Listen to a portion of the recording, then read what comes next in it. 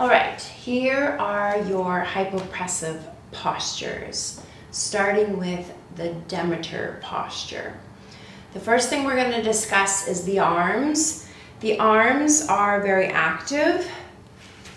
What's going to happen is you're going to be pushing through the elbows out and pushing through the palm of the hands, specifically the heel of the hands, and spreading the fingers.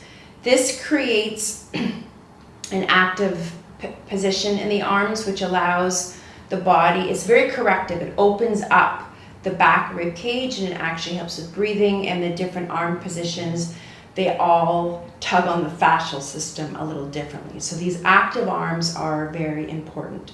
And when you're switching from one position to the other, my teacher says it's like you're tracing the inside of a bubble. So you're not like really pushing.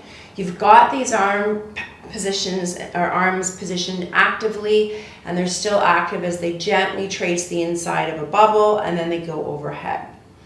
So that's the arms, and that's for most of the postures. On to the breathing.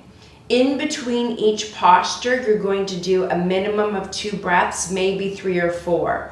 The goal is to bring your heart rate down so that you can hold your breath longer in the next posture. If your heart rate is elevated, you can't hold your breath very long.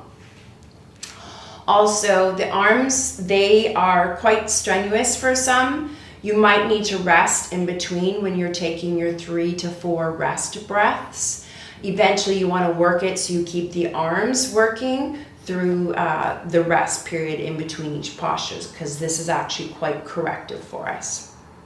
Also, about the apnea and the false inhale. So the apnea, we know about that, but just reiterating for the sake of clarity, this is what we're going to do. We exhale, and then once the exhale is completely done, then we pull the apnea in. So the belly button pulls into the spine a little bit, and then it pulls up under the ribs.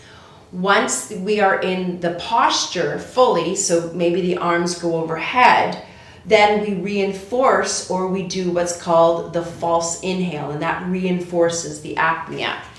And it is like this. So we exhale all of the air out. When I point, that is me going into the false inhale.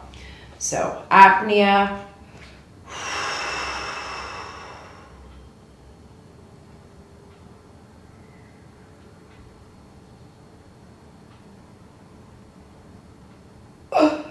So I didn't hold that very long. Going into the false inhale, what it does, it tugs on everything a little more. Sometimes people's ribs will flare a little more. If your ribs don't flare, don't worry about it. And if they don't flare a little extra more, they will soon. It happens in time. Okay.